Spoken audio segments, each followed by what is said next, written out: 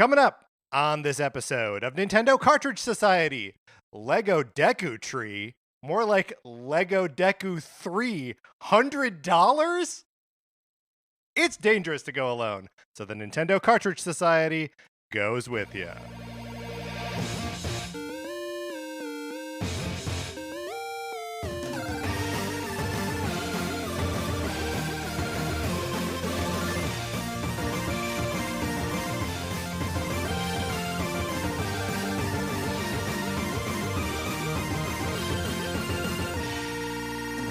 Welcome to Nintendo Cartridge Society. My name is Patrick Ellers, and I am joined, as I am always joined, by my co-host, Jeremy Schmidt. We've got a good show for you today. We're going to be talking about the news from the week, including the reveal of a new Legend of Zelda Lego set.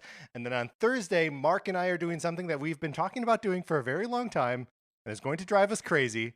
But in the meantime, Jeremy from Video Games, a Comedy Show. Yes. How you doing? I'm doing great. Thanks for having me. I'm assuming Mark is okay. I mean, yes, he's Mark not is here. He's not I'm here. a little worried. Well, The Discord is going nuts right on now. fire. They're upset. I have a kind of a policy of like not talking about why Mark is gone ever. Okay, do not break the streak. I'm not going to break the streak, but needless to say, Mark is not here. He is at a Panic at the Disco concert. That is my internal narrative. And it is causing me panic on the podcast. Actually, the one place where it actually does cause me a little bit of panic, I love having guest hosts on, but I'm like, there could be a Nintendo Direct announced any day. And what do I do if a Nintendo Direct is announced and Mark Mitchell is not in Los Angeles to record a podcast with me? Can I recommend Yeah. you get Mario? Wow. Can I get Mario? I feel like he'll be booked. I don't know. You'd be surprised. Okay. A lot of these, celebrities Sure. just don't get asked. Yeah, because everyone assumes they're too Everyone big. assumes they're too busy and won't Right. do it. Yeah. So there's like a Nintendo Direct announced and Mario's just sitting at home looking at his phone, Yeah. which is not ringing, Not ringing. Yeah. but it is an old-timey phone. It's not like it's like mounted to the wall in his kitchen. Yeah. Yeah, exactly.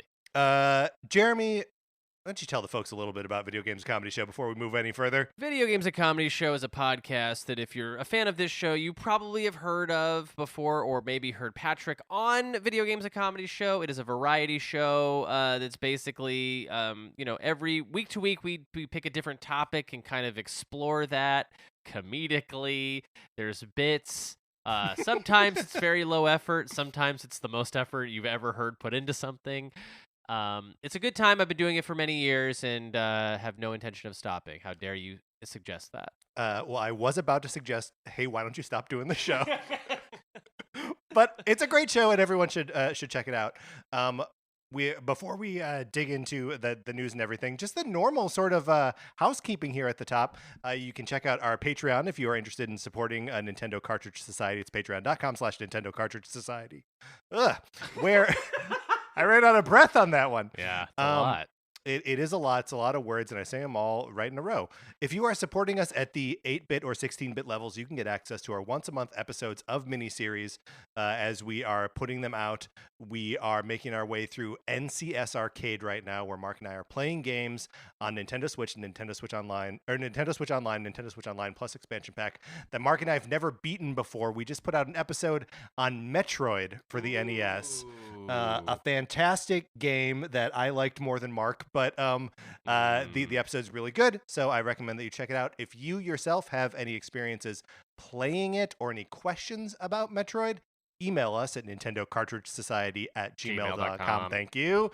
And let us know. We will incorporate them into a little like bonusy episode that we are doing afterwards. And Jeremy, we've got a new game to announce for June. Oh, I can't wait. The new game that we're going to be playing for NCS Arcade, a game that neither Mark or I have beaten. It's Earthbound, baby. Whoa. Okay. Yeah. So how do you figure that? I mean, because that's quite a bit bigger of an experience than Metroid. Yes. Yeah. Yes.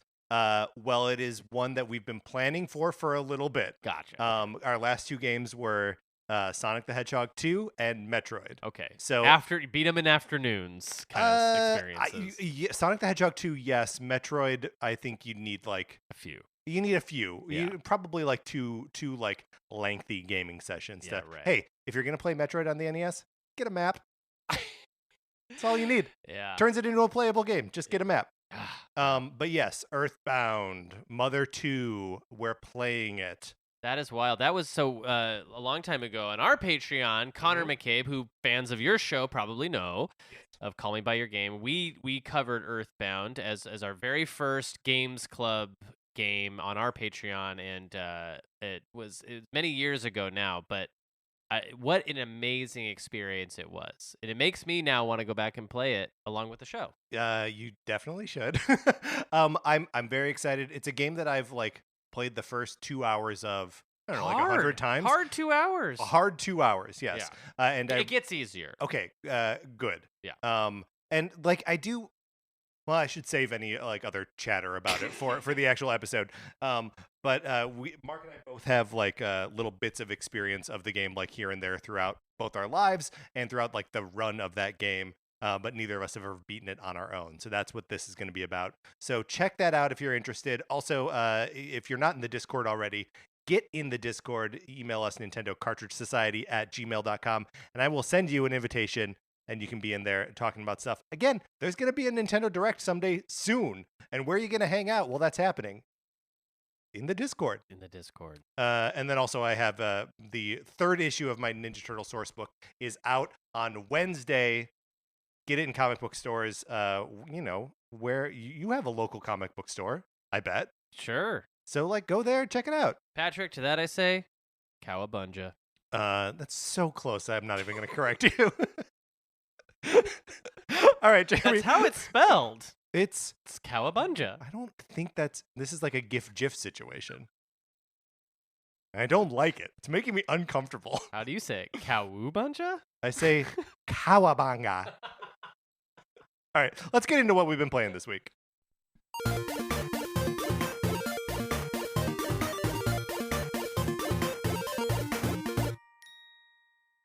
Okay, so from me now, the ongoing problem is I'm not playing any Nintendo game right now because I'm playing Final Fantasy VII Rebirth. Wow. A game that I love and I never want to stop playing. Interesting. I have gotten to the beginning of Chapter 12 now. Okay. So I am back up to the Gold Saucer after having been away for a very long time. Okay. No spoilers here or anything. Yeah. But I can feel and I'm not going to talk about it forever, so I apologize. I know it's a Nintendo show. It's an exciting game, though. It's an exciting game, and now that I'm getting like towards the end of the game, I can see it landing various planes. And I'm loving where all these planes are landing. And you're not just talking about the Bronco. I'm not just talking about the Bronco, which crashes in the ocean. And I love that too. But there are little payoffs to like side mission stories where I'm like, oh, this is I'm gonna talk about the one cat mission okay. here, in Nibelheim, where you are chasing after in Final Fantasy VII Remake. There are all these dumb cat missions where Tifa has convinced Cloud, like, you should be a merc and, like, do odd jobs around town. And most of those jobs are, like, my cat ran away. Mm-hmm. And Cloud will find these cats, the cats hiss at him, and then he goes, this sucks. Yeah. And that's the whole mission. It feels awful. But then Rebirth comes along, and you've got this cat mission where this lady's like, find this cat that I haven't seen around for a while. You're walking out there. Tifa starts reminiscing about the cat. About her cat, whose name was Fluffy, and you're walking around. You find the cat. The cat is Fluffy, and the cat has had kittens, and it needs help. So instead of a cat that hisses at you and Cloud says this sucks, it's a cat that loves you and needs your help and wants your help. Wow. And it's like personal and emotional, and they took a thing from one game and 100 gameplay hours ago and made it emotionally relevant. And I'm like, this the game is just doing this over and over again. Yeah. It might be perfect. I don't know. It's really good at this sort of magic trick. Yes. Where it and you have to believe that there was maybe some thought, like some like foresight with Remake put in there. Yeah. But with this cat mission, I'm not entirely convinced that wasn't something that they just for this, they were like, you know what we should do? Right. We should take that stupid cat thing Right. that nobody liked and like pay And it off. Yes, and that's exactly well, and like for me personally, I don't care whether it was intentional from the beginning or something that they seized on later, right? Because I think that like planning is overrated, and like responding to a story emotionally as you're telling it is always going to be more valuable. God, it's great. That's good. But like, because I just feel like all of the little things in Final Fantasy VII, the original, that made it what it is, being turned into these like extremely baroque, ornate reproductions of themselves in Remake and Rebirth, end up feeding into the narrative and themes of the story. So I'm just like, the name of the game here is building on the skeletons of the past. And like, so I don't know, the whole thing is just amazing, and I don't ever want to stop talking about it, but it's not on Nintendo platforms. Final Fantasy VII is a game that has always been famously not on Nintendo. Yes. Yeah. It was the reason I bought a Nintendo 64 is because I saw that little feature in Nintendo Power where they were like, Final Fantasy VII coming to Nintendo 64. And I said, well, I absolutely need this. Yeah. And then it didn't happen. And it did not happen even a little bit. Did it not happen? They gave you Quest 64 instead. And they said, you can have this, you piece of garbage. You like Brian the Wizard, do you not? You know his name is Brian, right? I do. I actually recently saw a Twitter account that was just a guy celebrating Quest 64. And I followed it promptly. There is a Twitter account that I follow called Mike Jones from Star Tropics. And it will respond to every single Nintendo tweet just being like, when are we going to get Star Tropics 2 on Nintendo Switch Online? Oh my God. And like every even like 100 days since the last Star Tropics game, they will tweet like it has been, 30,100 days since the last Star Tropics game. I'm so proud of you for cruising through Final Fantasy VII Rebirth, because it is a long experience, and it's also a dense experience as well. And now that you're I'm going to say that you are probably, I'm sure you know how long the game is. Chapter-wise. Right, chapter-wise. I know that I am approaching the point of no return. You're sort of like rounding third base, you're looking at home plate a little bit. In some ways, I kind of want the thing to be over, right? Like I don't want to be done playing it, but I want to reach the end. I want to know what the game's take is on the moment I know it's driving towards. Yeah. To speak as cryptically as possible about the story of a game from 25 years ago. Yeah. But I want to get there. I want to ingest it and then feel ways as I go back and like clean up missions I didn't get to. Yeah. Yeah, absolutely. I think one thing about that game, though, I just did an episode of my show, actually. Yes. That was called something to the effect of, like, Still Loving It After 80 Hours. And it was just games that we don't run out of steam with. And the narrative games, usually, that not like multiplayer games that you could just play for hundreds of hours. But. Yeah. Well, and I was thinking about that prompt as I was listening to your episode earlier today. And like my knee-jerk answer to like a game I still love after 80 hours, I was like Tetris 99. But I feel like that's like the narrative part of it is something different, where it's like something that crawls into your brain and occupies like the part of your mind that is like obsessed with like myth and like story making and that kind of stuff. Yeah. And yeah, like it's been a long time since something. I mean, maybe it hasn't been that long. Maybe it's like Hades or like Breath of the Wild or something that like were the last games that kind of like weaseled their way in there. Yeah, and like I love Tears of the Kingdom. I love Breath of the Wild. Definitely those were games where I felt like, at around maybe 80 hours, I'm like, okay, where's Ganon? Let's go. That's a good point. Let's go. Like, and I think that it's very unique and very rare and very, I think, person to person specific. What's gonna really crawl? Like for me, Elden Ring was a game that after 80 hours, I didn't want to finish. I didn't because I didn't want it to ever end, and I don't feel that way about every game. No, there are a lot of games where I'm like, enough of this. Yeah. For sure. I love this, but enough. I loved it, but enough. I mean, there aren't. I like Mario Odyssey. Mm. That's a game I just did Yes. not want to own. No, and it's a game I did not want to end. But like, did you get everything in it, or did you just reach a point? You did. I did. That's amazing. There's like 900 moons in that thing. Well, there's also like a bunch of moons that they just want you to buy, so you just mine Yeah, coins. that is true. And I don't think I did that actually. But I got all the ones you can get legitimately through skill and, mission based or whatever. Through skill and trying over and over again. Yes, yeah. right, yeah. But so that's most of what I've been playing is Final Fantasy VII Rebirth. I did pick up the Picross S Namco edition. So it's just like the Sega Genesis one. Are you familiar? So Picross. I'm a huge Picrossman. Okay, did you play the Sega Genesis Picross? I love Sega Genesis Picross. There's a new one that's all Namco, all old classic, sprites from Namco arcade machines. There's a lot of sprites that I'm making that I don't recognize from games I've never played. Same with the Genesis one. Yes, yeah. at 100%. Yeah. And I'm loving it. I do. So there's always two pieces of music in these games, right?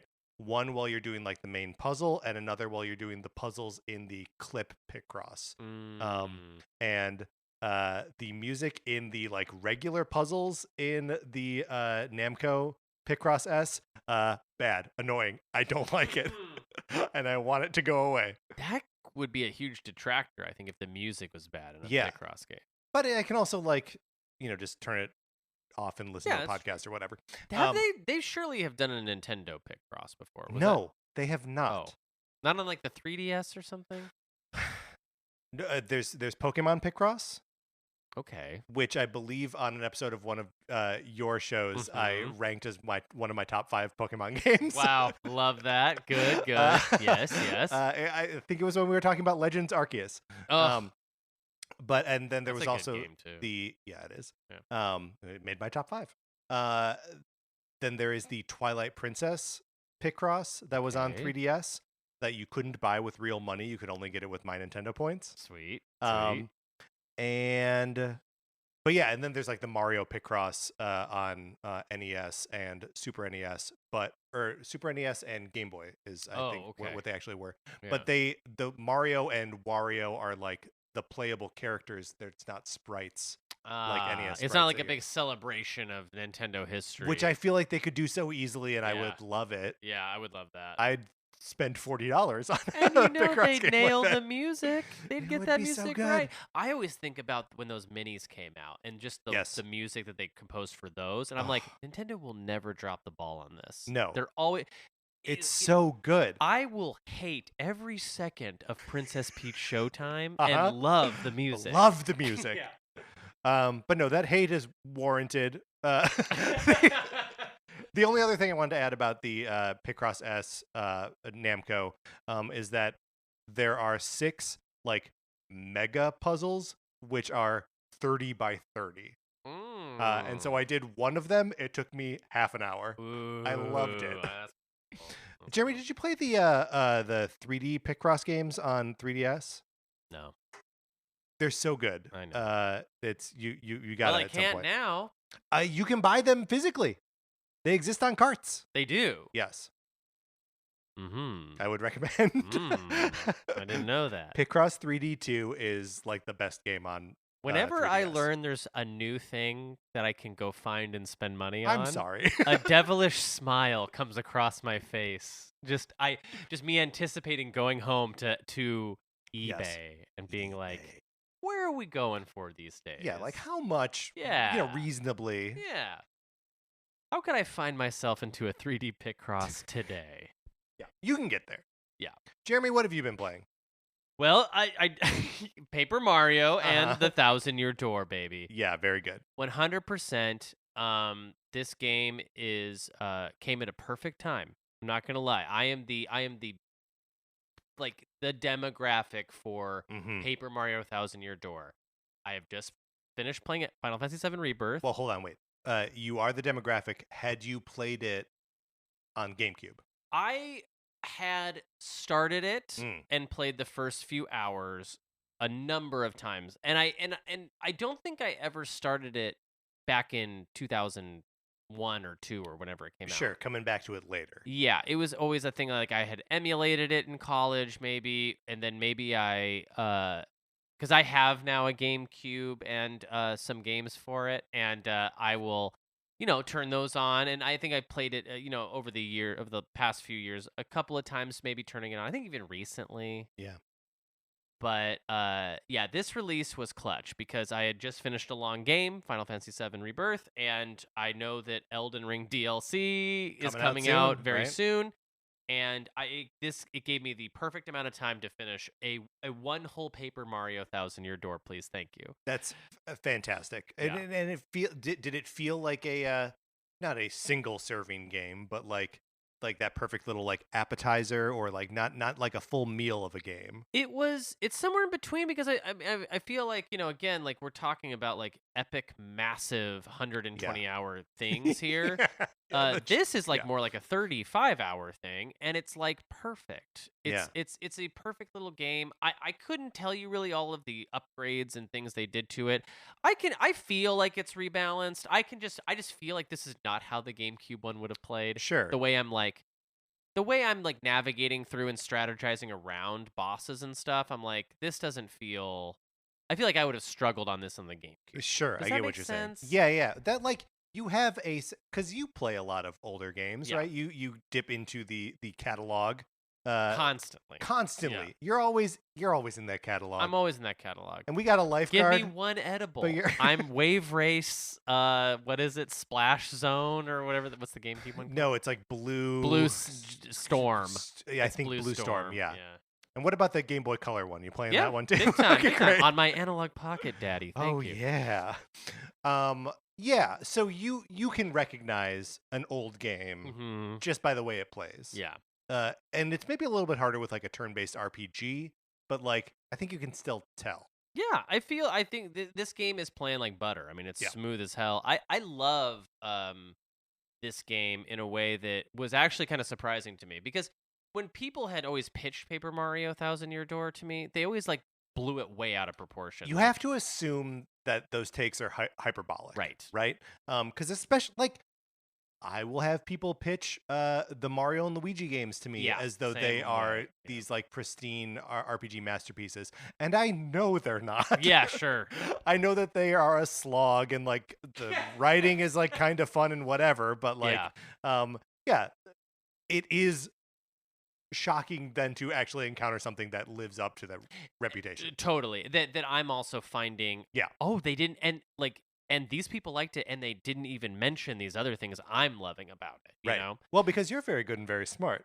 Well, you are noticing these good and smart things. It's also just like my taste is so different. Totally. Like, yes. and like what most people would maybe recognize or love out of a Paper Mario Thousand Year Door, maybe I've gotten in a Dragon Quest. I don't know. Like there's things that I play a lot of games, but Thousand Year Door, baby, it's so good. Your party is so awesome. Have you beaten the game before? Have you played the? No. Okay. I picked up the the Switch one. Ugh. But like, and I believe I said this to you in text recently. Yeah. That I like it, but it doesn't feature Cloud from Final Fantasy VII. Yeah, Barrett's nowhere to be found. There's no Zack. There's no Sephiroth. Like, true. What's the point? It's true, but they do have Goombella. And that's good too. Is there? Koops. Have you heard of Koops, Patrick? I've heard of Koops. Koops has a Band-Aid on his nose. Awesome. Because he's too clumsy, buddy. I like that. Yeah, it's just like a really magical game. Like I'm really impressed with it. I'm really impressed with how it looks on Switch. I was also impressed with it. Really well. And it's my kind of game. It's like a JRPG, and a traditional one at that. I think this year I'm going to play through Super Paper Mario after this, and Origami King. I'm finally going to actually play through that. Do you do you have a Wii? I do. To play Super on? Yeah.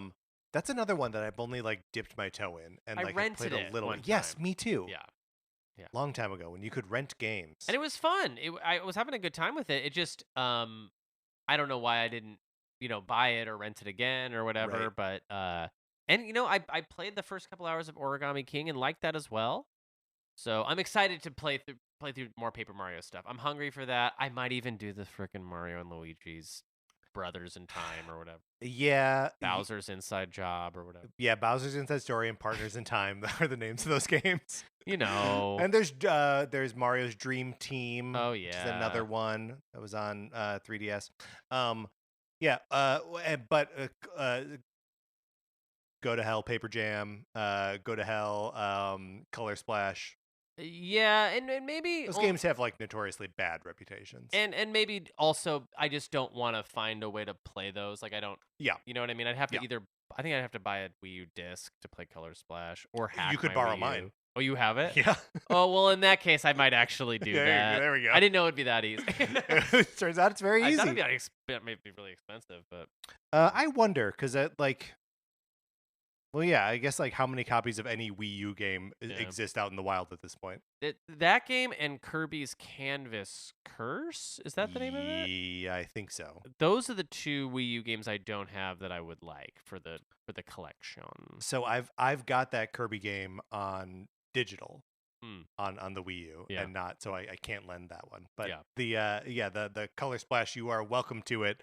I tried so hard to like that game and it just it was just never there. It's like a Star Fox Zero situation where it's like I want so badly for this to work, but it just doesn't. All right, well, that's what we've been playing this week. Let's get into the new releases and what we might be playing next week.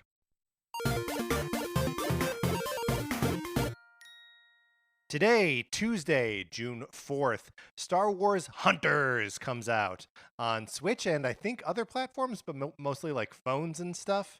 Are you tuned into Star Wars Hunters at all? Feels like it's a Star Wars MOBA. That's cool. It's worth pointing out just because like Nintendo had it featured in like a Nintendo Direct maybe like a year or so ago. I remember that. Yeah.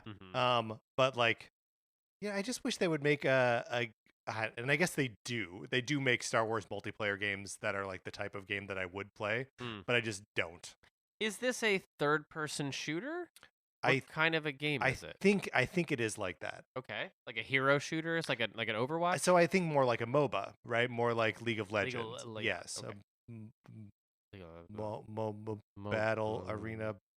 What does MOBA stand for? It stands for most unusual. Obvious. Okay. And then of course, Homelander is coming to Mortal Kombat 1. At least if in early access, if you bought the premium edition of Mortal Kombat 1 or the Combat Pack. Otherwise, you got to wait a week if you want to buy him piecemeal. Does Homelander excite you? Not at all. Are you are you into The Boys?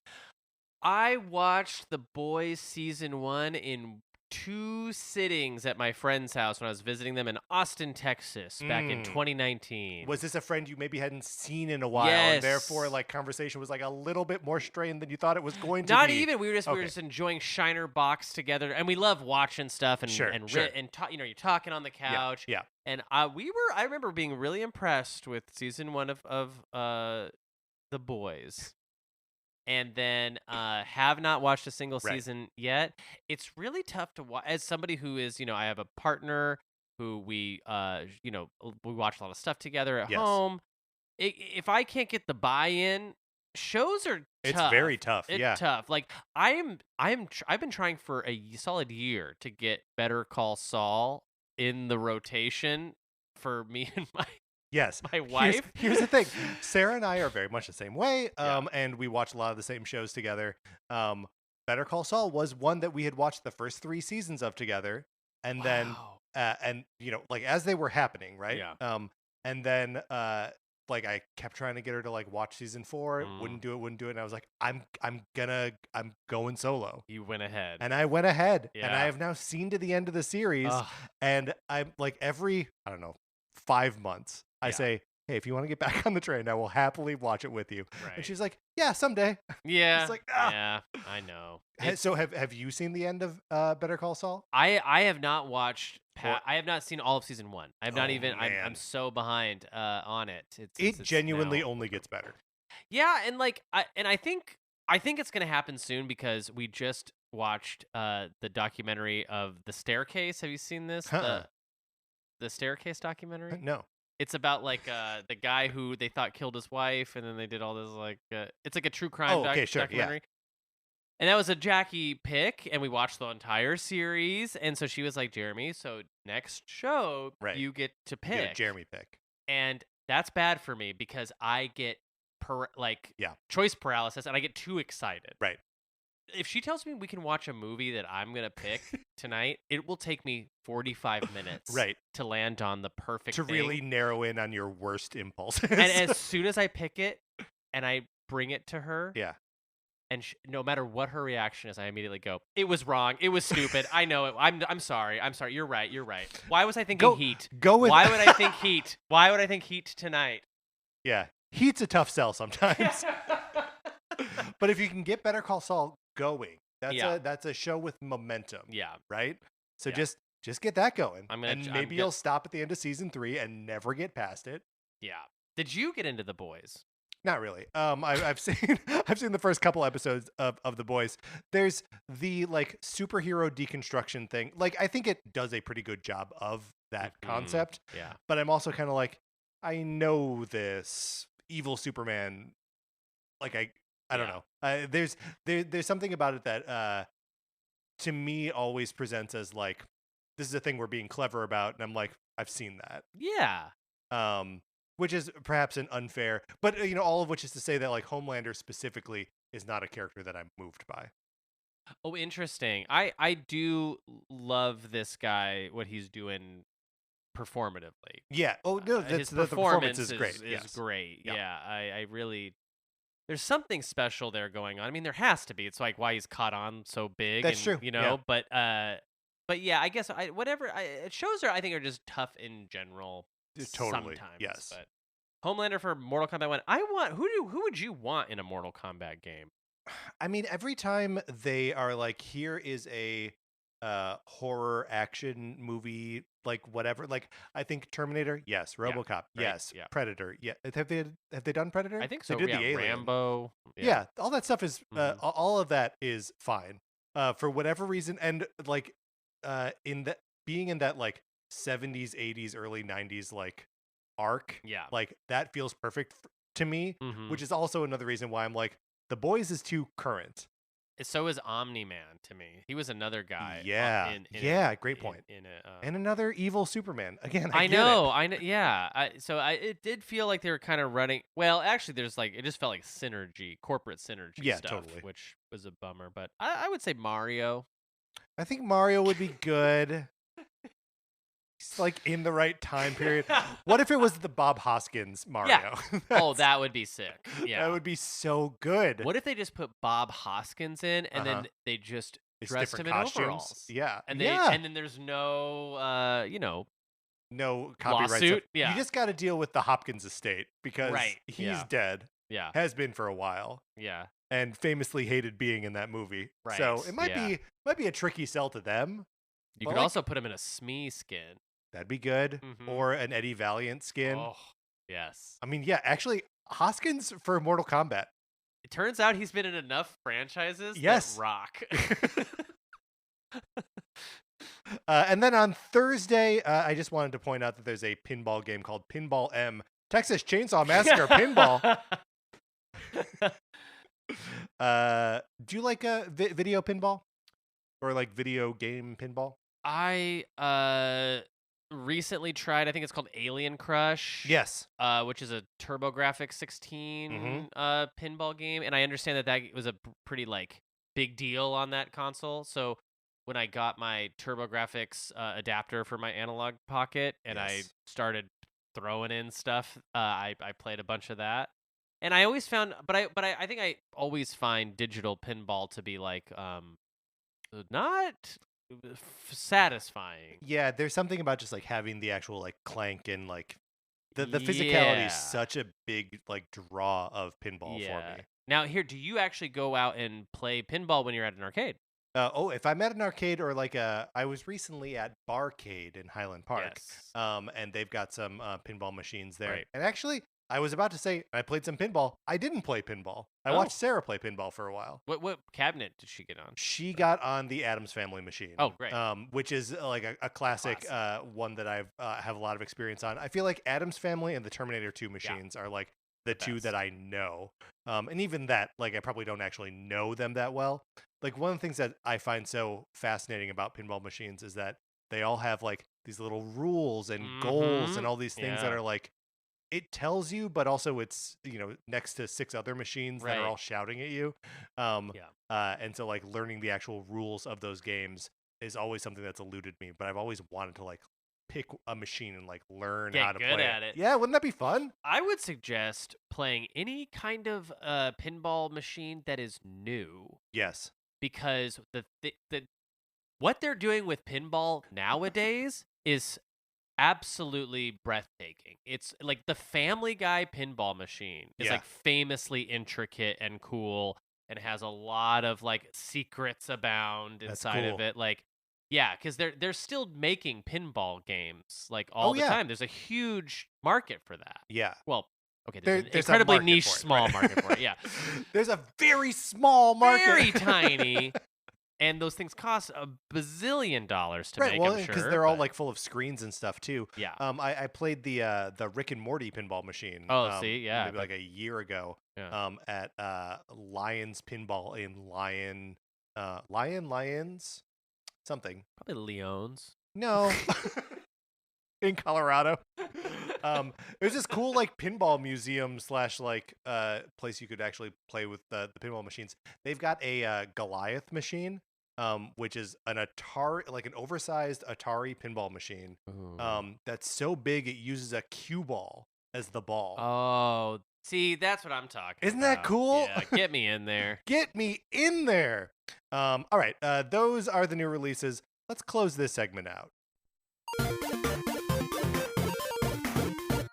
Which brings us to a regular segment on our show. It is time for 433. In 1952, American composer John Cage wrote a piece called 433, wherein a performer or group of performers didn't play their instruments for 4 minutes and 33 seconds. For the purposes of the show, our instruments are talking about Nintendo. So, for the duration of one performance, 433, Jeremy and I will talk about something not at all Nintendo related, thus fulfilling the contract of the piece. Jeremy, today we're talking about driving big vehicles. In your day-to-day life, you do not drive a large vehicle, right? No. And on principle. Yeah, same. Yeah, I'm a tiny car man. I'm a tiny car man, love a tiny car. Yes. Makes parallel parking so much easier. And I'm good at it. I'm great at it. I'm zipping into those spots. Uh-huh. Yeah, big time. You said you recently had to drive a large vehicle. Yes, I was shooting a short film of my own doing and had to rent. My DP had a bunch of gear. He's like, we need this gear to make this movie. I said, okay, I'll get it on ShareGrid, and got a U-Haul van to go pick it all up. Yeah. And was driving a big old U-Haul van around town for a while. And tell me you didn't have to go on the 110. I did have to go on a number of highways. I don't remember if I was on the 110 or not, but the 110 is because it's that like the Pasadena freeway, right? Yes. Like the first freeway in the country. So it was designed for cars in like the 1800s or something. It was designed for unicycles. That's right. For unicycles to go 12 miles per hour. I was. Well, continue with your story, but that's a terrifying place to have to be like driving a vehicle whose size you're not familiar with. So already, like, and I will say I'm somebody who's better at this than others with spatial awareness, like knowing how much I have on my right side, and how much space I have on my left side before there's a car or a curb or a tree, or any object. It's just so hard now that it's now an extra 4 feet. Yes. That way, and I'm pointing, folks. I'm pointing. You can imagine which way he's talking. And also, that guy was a little creaky. Oh. So anytime I like feathered the brakes, it's creaking, and I'm thinking, camera's getting busted back there. Sure. You've got expensive equipment back there. Yeah, and I don't know where the noises are coming from. It all turned out okay, folks, but needless to say, I don't love driving a big rig. Can I tell you the first time would we call that a big rig? I don't love driving monster trucks, Patrick. Can I tell you the first time? I don't think it was a monster truck either. Can I tell you the first time that I drove stick? Stick in general? Yes. Okay. I was working for my friend's dad's construction company in high school. I was 16 years old. We had let the city of Kenosha, Wisconsin, borrow a truck and some barricades for some parade. And so the Monday, the weekend after the parade, which happened on the weekend, the foreman and I drove down to downtown Kenosha to pick up the truck and the barricades. We loaded up the barricades. Wow, so there was 5 men altogether. No, it's just me and the foreman. I see what you're doing.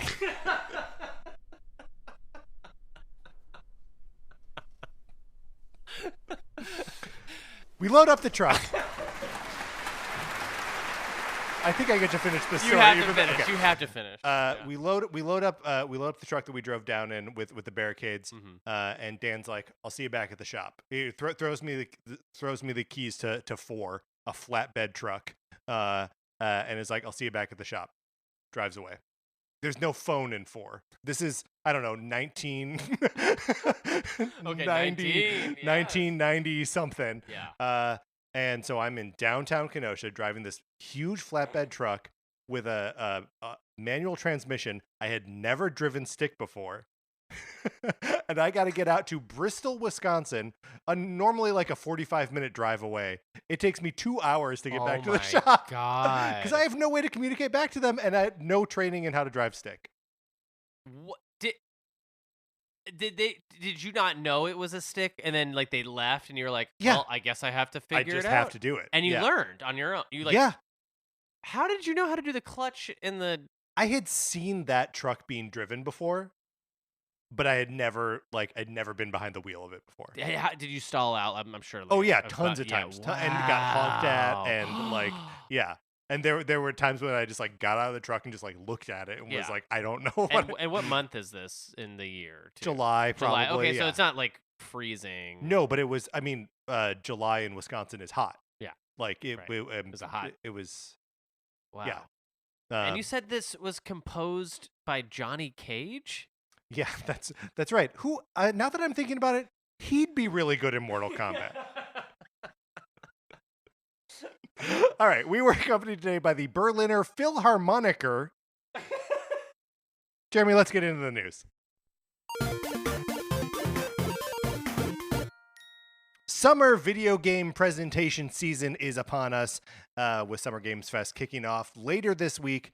We still don't know exactly when we're going to expect a Nintendo Direct outside of a more nebulous June, but we might be able to get some perspective on where the industry is headed by other publishers' presentations. So I wanted to just talk a little bit about this Sony State of Play that happened last week. They had 35 minutes of announcements about games, 14 games total, and with sort of the beginning and ending being big announcements, big reveals, and everything in the middle being kind of what happens in the middle of a presentation.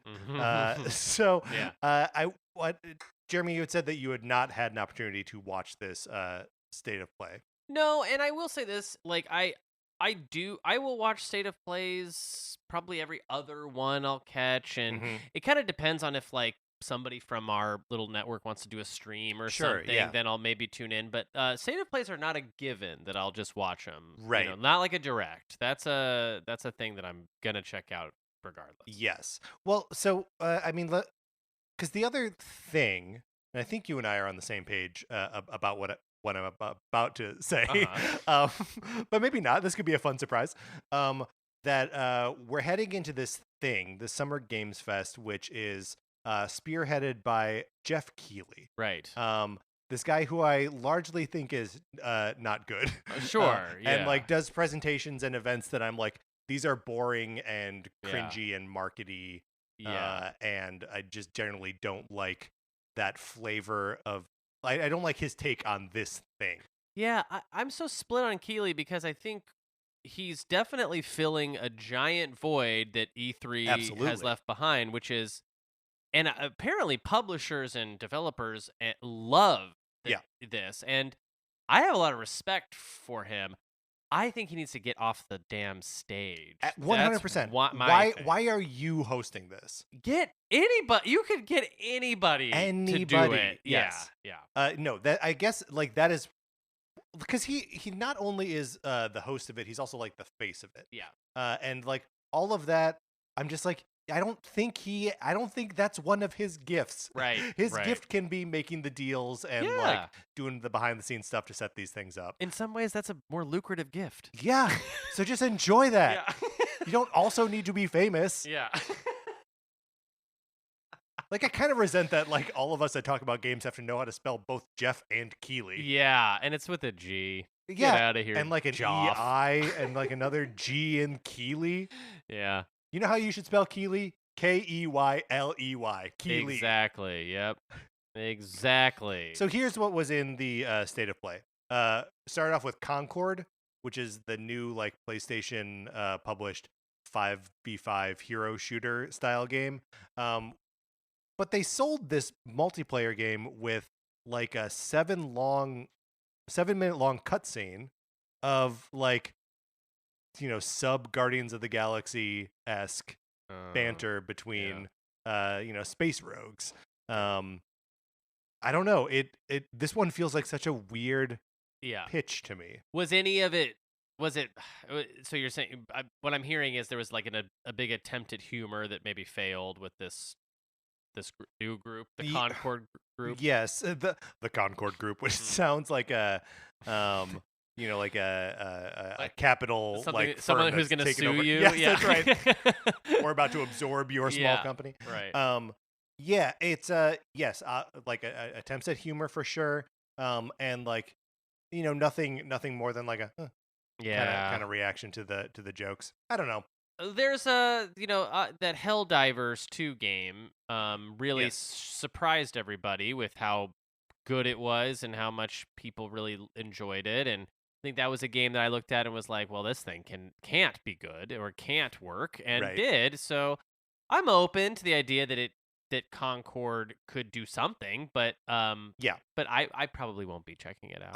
I am not my kind of game either. Not my kind of game is exactly right. I also think that like Helldivers has a comedic perspective like baked into what it is. Seems actually funny. Whereas like Concord is just like, oh, we just do what Guardians of the Galaxy does.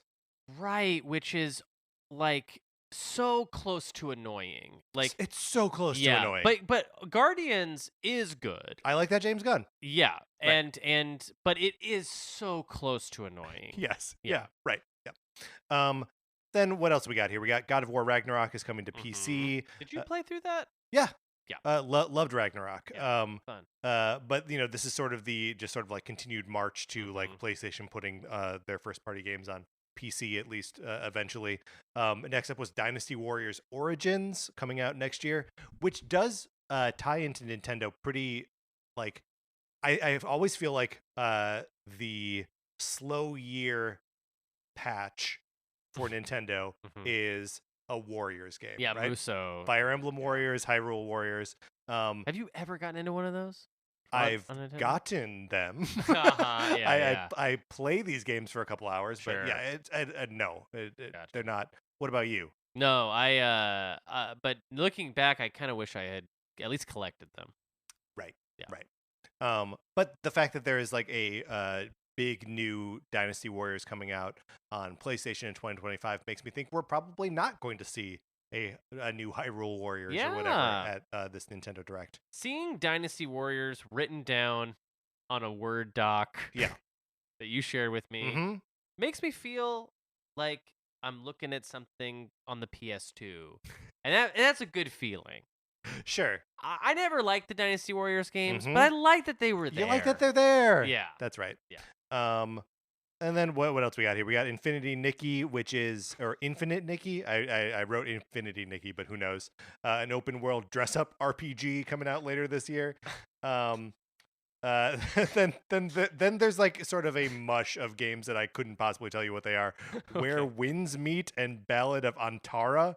My notes here say, gun to my head, I couldn't tell you what these games are. Are either of those are they, what was the vibe? Are they like RPG, or are you getting the sense that Yeah, they're I like mean, anime stuff? Or? that they're like, third person action games Okay. of one form or another. Yeah. We see a couple VR games, including a new Alien Rogue Incursion.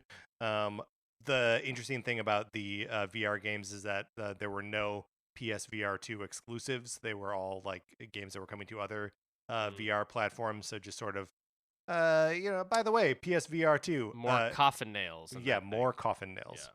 Then Marvel Rivals, another like hero shooter, multiplayer hero shooter, but this one has Marvel characters.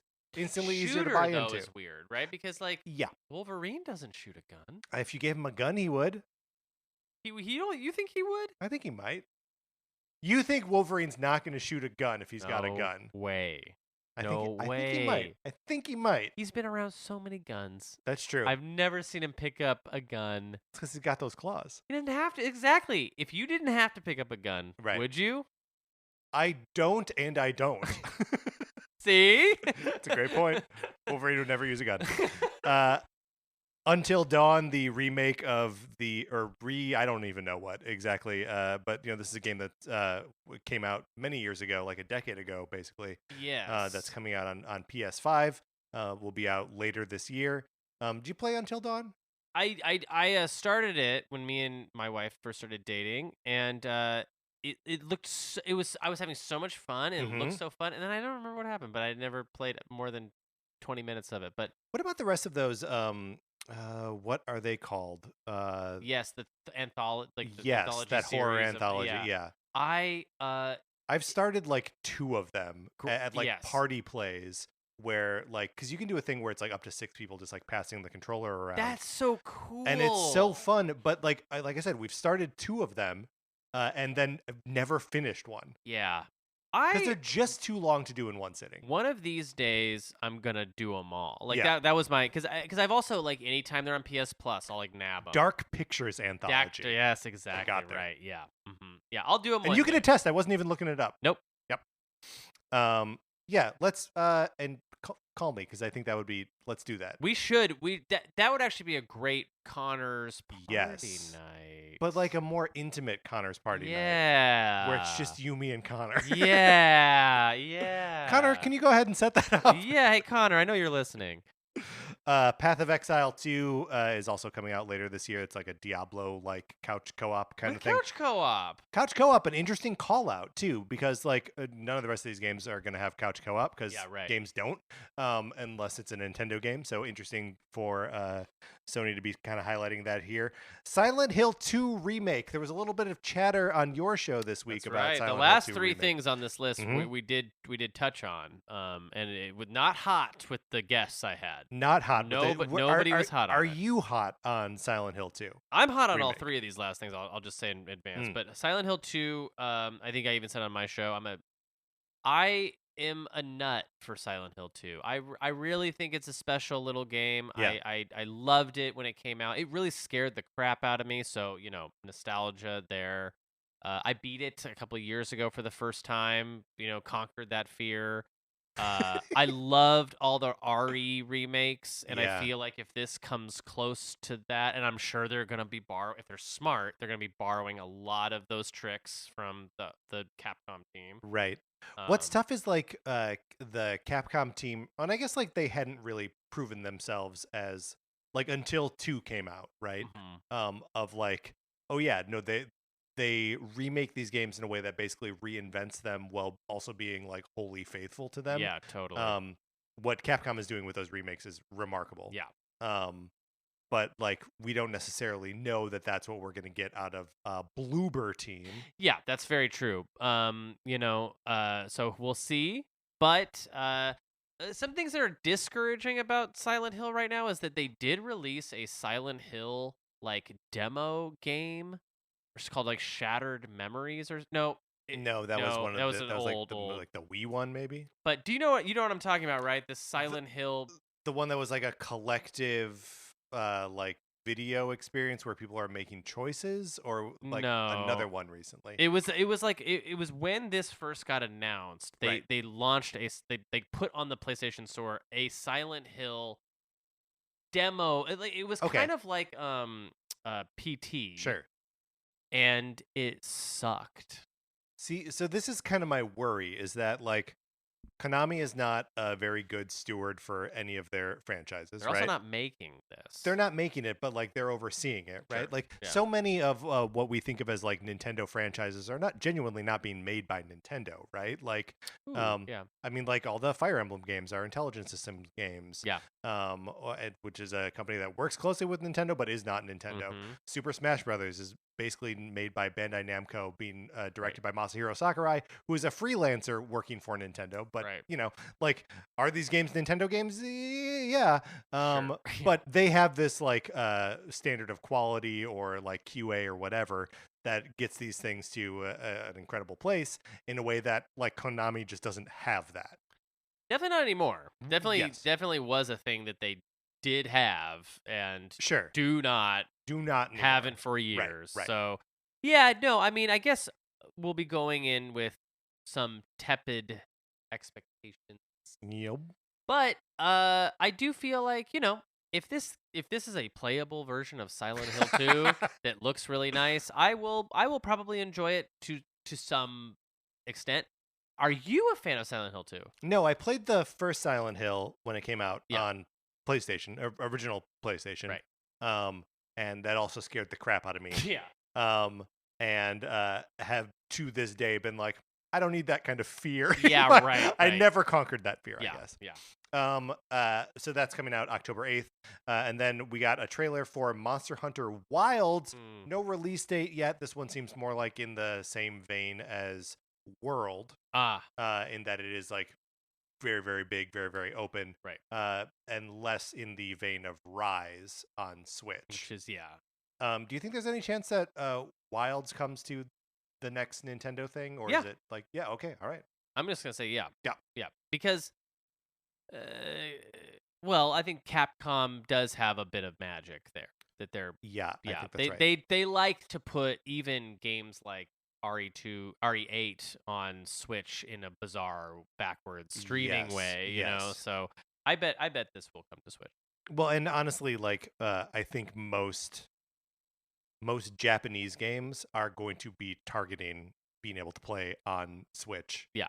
Or Switch or Switch 2 in the next like however many years. Yeah. Just because like the industry is what it is, and like in Japan they're really only playing on Switch. Right. So like you just gotta. Yeah, and I feel like if that Switch 2 is anywhere close to like a PS4 or something, Right. then It should be fine. It should look Right. like I mean, I with those ports, I don't know where you land on this. I'm much more, my preference is that they like play nice and don't have to look as Absolutely, nice. yeah. I don't care. Don't try to make it look good. Make it play good first. Make it play good first. Don't present to me cloud versions. That's not a solution. Right. That's just a different problem. Yeah. But that being said, I don't know if I'll be jumping into, because I even bought a Switch Pro controller Monster Hunter Rise edition, sure. and thought this was going to be my monster. Mhm. Every Monster Hunter is going to be my Monster Hunter, and it never is. Right. So we'll see. You need to have a buddy that's doing it too. Yeah, and even when you do, And I've already committed to being your Until Dawn buddy. which is a more valuable prospect, because right. I had my friend Mikey Stevens and we tried World together, and it was so hard to get in the lobby together with that game that we ended up bouncing off of it. Right. Yeah. So pain in the butt. And then the last thing on the showcase was Astro Bot, the sequel to Astro's Playroom, the sort of pack-in on PlayStation 5. Still maybe one of the top 3 games I've played on PlayStation 5. Yeah. I'm so excited for this. Yeah. It is a 3D platformer, PlayStation 5 exclusive, 80 levels spanning 6 galaxies, coming out on September 6th. It's always so weird to me that like how much of the like kid or family gaming market that everyone but Nintendo leaves on the table. Yeah. And like Astro Bot feels like it's a genuine play for that space. Yeah. And in a genre that is I think always very attractive to me. Yeah, me too. 3D platforming that I feel like is just a rarity. Mhm. That where you just get a straight up, this is a 3D platformer where we're gonna have puzzles and challenges, and it's gonna be in Yep. 3D. Like, Yep. I can't wait for this. I think that, and I watched the trailer, and they're showing Astro in a Parappa the Rapper outfit, and I'm like, Yeah. I don't need anything else. I really just need that. Yeah. I loved, so that thing that they packed into the PlayStation 5 was so fun and unique in the way it played, but it also had all this like loving, Yes. references to other PlayStation franchises, Which and wasn't part of the first entry in the game, Yeah. Astro's and rescue it was mission. unexpected too. Yes. And there were some deep references and deep hidden secrets and Mhm. Easter eggs in it that, like, I feel like if they're going to keep doing that, like, Yeah, that's going to be a very quality game in a year that feels like maybe there's not a lot else coming out. I agree. It's also like that kind of thing, the game that is just like a celebration of games. Like there aren't that many examples of that. Right. Like it's really just Smash Brothers. Yeah, I mean, you'll see it flare up in like a Mario Odyssey. Yeah, They'll that's true. celebrate. Right. Mario will celebrate himself sometimes. Oh, that Mario. I know. Everyone come to my birthday party and celebrate me. This guy's always leaving town, and then he never does. It's like there's so Right, many going yes. away parties. And then he's he just wonders- here next weekend. Yeah, and then he wonders why we don't call him when there's a Nintendo Direct. Yeah, I think this is a slam dunk, and I'm just hoping, for a lot more fun and inventive mechanics, and Me too. Yeah.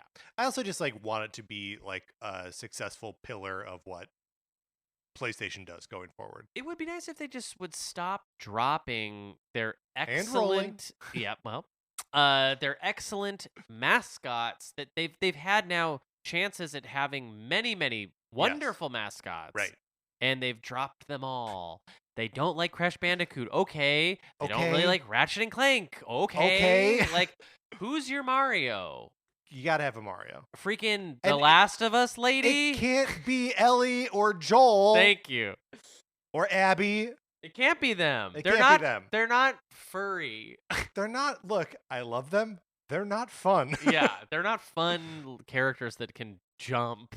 They can't be on a lunchbox. No. Although I would love a Last of Us lunchbox. Yeah, that would be sick. All right. Well, moving on from the state of play, Lego has revealed the long-rumored Legend of Zelda Deku Tree set, which is available on September 1st for the staggering price of $299.99.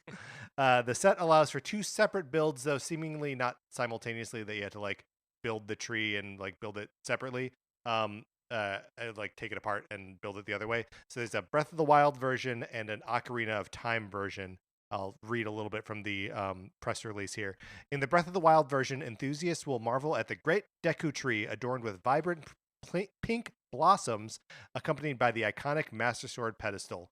Notably, this rendition boasts an engaging feature, the ability to animate the tree's expressive eyebrows and mouth, adding depth to the build. I am fully invested. Oh, I did not realize this was a Lego set you could puppeteer. Meanwhile, in the Ocarina of Time version, builders will encounter a lush green, foliage-adorned Great Deku Tree. This version includes Link's house, a pivotal element tied to the Ocarina of Time narrative, adding an extra layer of nostalgia and authenticity to the set. Well, it's worth mentioning that regardless of which version you choose to build, you'll have the ability to construct both the Master Sword pedestal and Link's house as smaller models. Okay, one question I have right away. Yeah. Do I get, and I can kind of see the top of the box here. Yeah. You do get 2 different, Two different sets, it looks like, of also minifigs. costumes for Link. Yeah. That's important. Yep. Yeah. Also, you get to build, is his name Hestu? The big Korok who who expands your inventory when It looks like, yeah, you he's give him in little there. poops. That's Yes. great. Yes. Are you a Lego man? Do you like Lego sets? That's a tough question because there, you're kind of balking at the price of this. Yeah. That is not uncommon. Yeah. These Lego sets are exorbitant. I'm still gonna do it. I'm still gonna balk. The Friends, like whatever it is, Joey, Monica. Yeah, but right. What's the coffee shop they go to? Sure, called? Central Perk. That thing's like $300. The Yeah. Simpsons house is like $300. Anything you want from Lego is like $300. You know what's not $300? I can't get like a Millennium Falcon for like $230. No. Oh, a Millennium Falcon? You're talking probably $500. What? Now, I did find this was kind of the Back to the Future DeLorean with Doc and Marty. Pretty good. It was like $40. Hey, that's not bad. And that was probably one of the last Lego sets I bought. My whole family loves Legos. They're obsessed with Legos. I loved them as a kid. I do not fall for Lego very often. This, I think, it's tough, right? I think I'm gonna get this. Seems like something that would go really nice on the shelf. Well, so that is my biggest hang up. I love putting together Legos. Yeah. I love displaying them for 2 days. And then I'm like, where does this go? Yeah, then you're like, I am an adult. Uh-huh. Yeah, it's a good question. Again, I've been talking about moving this entire time I've been here. Yep. We're going to get this probably a little office. Right. That would be a good place for the Lego. Doesn't belong in the living room. It definitely does not belong in the living room. Maybe in the office. And not in the bedroom. Well. No, Jeremy, you got to keep Legos out of the bedroom. Well. The Deku Tree's making bedroom eyes at me. Yeah, but that only because I'm puppeteering them that way. Metal Slug Tactics, the .emu developed pixel art tactics game based on the Metal Slug series, was originally revealed in 2021, and the only news that we've gotten about it since then is that it's been delayed multiple times to 2022 to 2023. But on Monday, we got a new gameplay trailer and a release window, fall 2024. It's been confirmed for Switch and everything else. Before I get into any of the language that accompanied the video, is Metal Slug Tactics a game that you had on your radar at all? Yeah. Are you interested in this? You're a tactics man. Definitely interested. And a Metal Slug fan. Metal Slug's great. Yeah. I don't know if you got a chance to check out this trailer. It looks very fun. Looks like that like pixel art from Metal Slug. I'm always thrown when I am like re-engaged with Metal Slug stuff where it's like, oh yeah, there's straight up Nazis in these games. Yeah, right. Yeah, that is like they use kind an of a X weird advanced instead of Advanced Wars does this a little different. They handle it different, which is probably preferred. Yeah, maybe. But like these guys are just like, because then like Hitler's in Metal Slug 2, right? I don't know. I'm not overly familiar with the series, but I know that I like. Why won't you talk them about all. Hitler with me? I think little tiny Hitler. Yeah, pretty cute. I'm imagining it. Right? Pixel art Hitler. It's kind of nice. Not bad. And you probably get to blow him up too. So that's even better. At the end of Metal Slug 2, aliens invade, and like your guys and the Nazis start fighting the aliens together. Oh, good. Yes, good. These things that heal the world. Yeah. I'm not going to read the language from the press release about Metal Slug Tactics. Kind of just nice to have a sign of life. I feel like this seems like a game that I either will or won't buy depending on what's happening at the time. Yeah. It also, could easily, I think, get swallowed up in more stuff. Yeah. I also think price point's going to be clutch here. Yeah, what's too high? I think over $30 is too high. That was exactly what I was thinking. $29.99 and below, I buy it without thinking about it. $29.99, and I put that sucker on a wish list, and I wait for the 15% off sale. Yeah. I'm in. Yeah, you want to save that $4.50? Yeah. It's almost worth it. And then this is our final story here. Finally, is Visions of Mana coming to Switch 2? New rumors from a known leaker Midori suggest that it will. And while we should expect to see more information about Visions of Mana around Summer Games Fest, the pending release on the new Nintendo hardware will not be mentioned. Visions of Mana is the new like entry in the Seiken Densetsu Right. Secret of Mana series. Looks like it's kind of an open world Zelda-esque kind of looking. I don't know. Looks very cool. Yeah. And I would love to see this come out on Switch or the next Switch. Yeah, Switch 2. I mean, it sounds like the thing that you were saying earlier about Monster Hunter, I think applies Yes. here as well, which is like, if they can, they absolutely will put it Right. on Switch 2. Well, and it's like especially something like this, like Monster Hunter has found its worldwide audience, right? But like Seiken Densetsu, like the mana games, like Secret of Mana is what it is, and like Yeah. Trials also sort of has a reputation, but like the rest of them are all really like Yeah, it's like a under the radar. C-tier Yeah. RPG series from Square, right? This is Square Enix Yeah, stuff. that's right. Yeah, and so they Need hits, right? Right, they had an earnings thing come out where like every game they've ever put out apparently in the history has lost money, I guess, Right. like including Final Fantasy VII Rebirth. So I don't know if that means that I don't know what that means Yeah. for them. And I don't know, like it sounded like from what they were saying is they were going to start shutting down smaller projects. Right, or at least like riskier projects, right? Yeah. And also like they just got to be putting stuff out on more platforms, I think is what it boils down to. I think because Rebirth, like part of the problem, right, is that it's exclusive to PS5. And they need more like hits. They need more a game to actually like soar. Like Trials of Mana didn't do it. Nope. A lot of their franchises, Forspoken, I think that's a Square game, that didn't do it. That like tanked. Yeah, like a Square and Final Fantasy 16, like they've put out a lot of games recently that are like big games. Yeah. That like you would think one of them would have had like cultural dominance. But part of the problem is I think all three of those games that we mentioned are PS5 exclusives. And I think in many cases they're also not very good. So they're not they're also not like lighting the world on fire in terms of like word of mouth or whatever. Like Rebirth is excellent, but and whatever Dragon Quest game comes out next, that will also be excellent, I'm sure. Yeah, but when/if. Yeah, like, who right. knows? But I think like a mana game, like that just doesn't scream quality, and I would love it to. I know some of them are great. I'm not a big mana. I think even at their best, the mana games are pretty good. Yeah, I mean, Secret of Mana has its like diehard little cult following, I think. But I would love most games on Super NES. Yeah, true. People that'll go to bat for like Zombies Ain't My Neighbors. Oh well, let's not go crazy. I will throw stones. I would love to see a mana game really take off. I just think, it more lighthearted, good-natured, old-style JRPGs with like new coats of paint and new mechanics and good ideas. Of course. We had talked about this game, Visions of Mana, coming to Switch back in April. Series producer Masaru Oyamada was like answering a question about is this thing or why isn't it coming to Switch?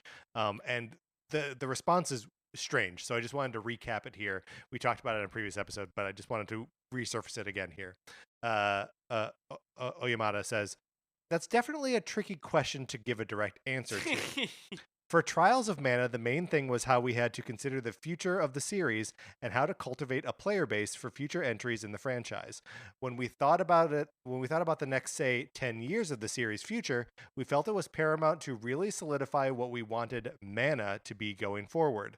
Some of those core tenets included a focus on expansive environments and a richer experience overall. As a direct result, that's what informed the hardware we decided to develop for. That's all I can say specifically at this moment."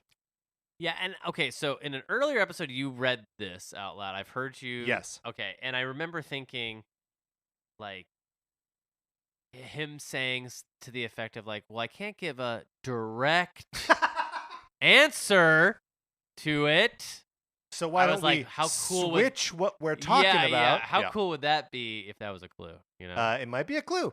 But like ultimately, it does sound like he knows something and was like, I got to dance around this answer until I say nothing, and they move on to the next question. Has this been historically the most bizarre new Nintendo console run-up you've ever Oh. experienced? Like, I mean, maybe it's hard to say.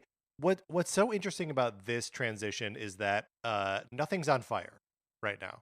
Like, right, I feel like coming out of the Wii U, it was on fire. right. Coming out of the Wii, like that generation was on fire, right? That like games weren't coming out and like it seemed like it was dead and buried. The Yes. Switch is like long in the tooth, but it's not on fire. No, not at all. It's doing gangbusters. Nintendo 64 was on fire when GameCube came out. GameCube was on fire when Wii came out. Like, Yeah. I just like it's been maybe that's why that like there is a lot of ambiguity about what the next thing is. Yeah.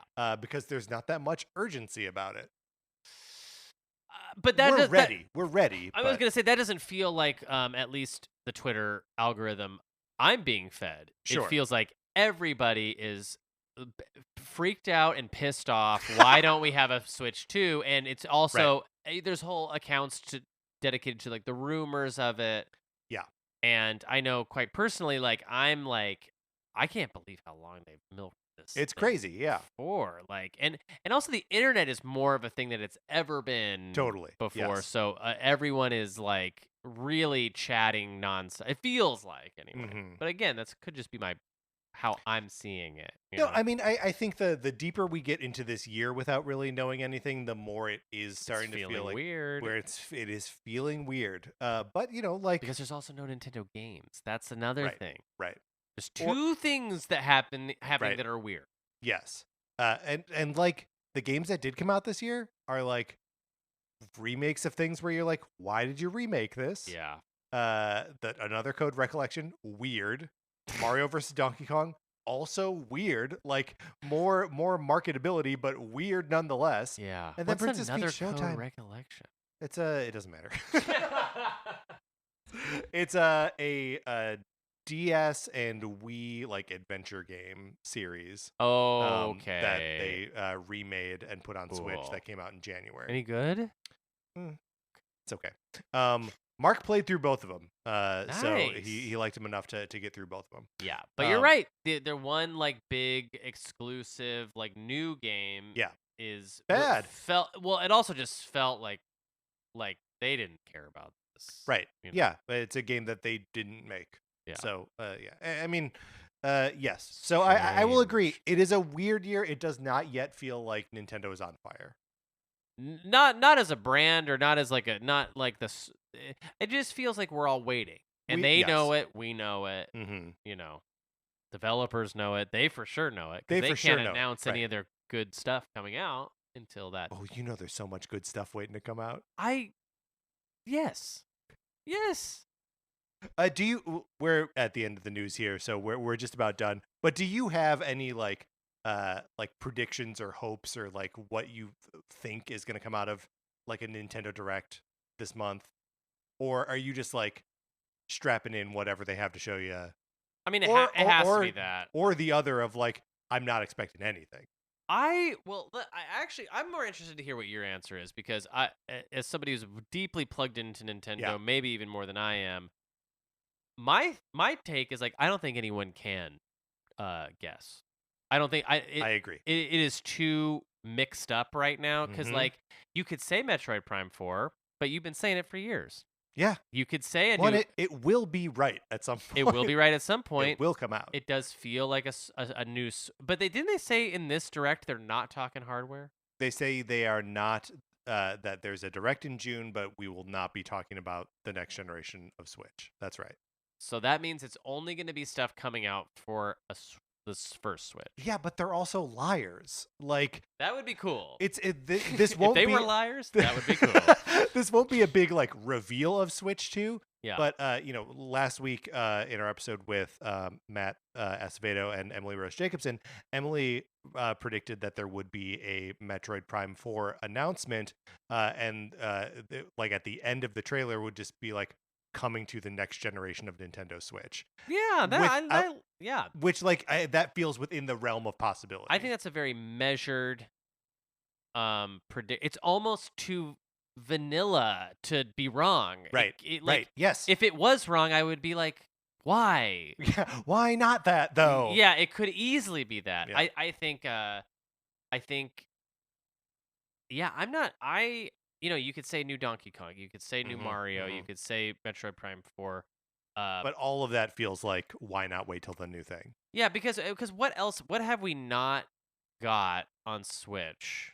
I mean, there's the 3D Zelda HD, Wind Waker and Twilight Princess. Yeah, what about okay, so you guys are about to play Earthbound, right? Yeah. Okay, so I've been thinking a lot about Earthbound, like the Mother series. Yeah. What about like something like that? Something like that, but not that? Well, here's some options, right? Yeah. A Link's Awakening style Yes. Mother 3, Yeah. right? Yeah. Something or even Earthbound, right? or Earthbound or Mother 1 Mhm. or a new game in that lineage that's in that toyetic sort of style or Yeah. Well, again, something that we touched on in last week's predictions episode, that like that clay aesthetic yeah. is so like such a big part of like the marketing that doesn't totally transfer over to the sprites, Right. the 16-bit sprites. Mhm. Like if they could just do that and like represent either Earthbound or Mother 3 or Earthbound Origins, like Yeah. yeah. And why that might be a now direct announcement Mm. is because they don't care about Mother the way that we do. Yeah. So for them to throw it at the Switch 1 at the very end feels like a very Nintendo thing to do. Like not really Yes. give it a chance. Right. You know? Yeah. But I mean, the next Switch will be totally backwards compatible, right? Oh, for sure. It's gotta be. But this game might not benefit from the Yeah, I understand that. Yeah. from the Switch 2 graphically, you know. Yeah. I mean, that'd be good. Yeah. There could also, like, I don't know, like. But a again, Star this Fox is not a game or prediction. whatever. 'Cause Yeah, I don't think this will good. happen. Jeremy's not predicting. But it would. But I am trying to think of like, okay, if I'm Nintendo, what are some moves I could make here? Right, but you know? could never predict that because you're not insane, Right. Yeah. and you would have to put yourself in the shoes of an insane company. Right. Yeah. Maybe the a more measured prediction could be like some new Zelda. Like Yeah. some new kind of like a Link's Awakening style. Maybe it's those Game Boy Color games, maybe it's that. Sure. Right. Or look, we've never gotten a sequel to Link's crossbow training. Yeah.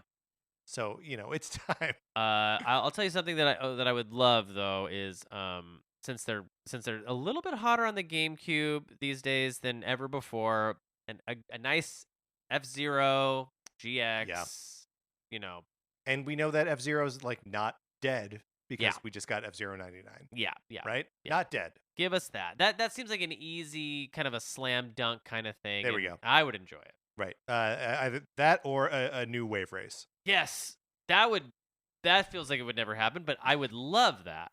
All right, Jeremy, let's get out of the news.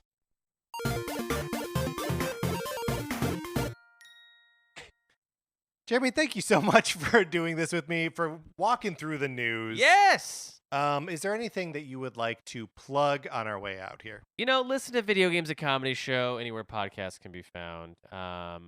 And that's really it. I mean, you can follow me on Twitter at Ocarina of Crime, but I know you won't. But you could do it. You could do it, but I know you won't, you little piggy. Please don't call my listeners piggies. All right, that's going to do it for this episode of Nintendo Cartridge Society. Anthony DeLuca made our logo. Our theme music is provided by 8-Bit Betty. You can get more of his music by going to 8bitbetty.com or by listening right now. For my co-host, Jeremy Schmidt, this is Patrick Eller saying thank you for listening.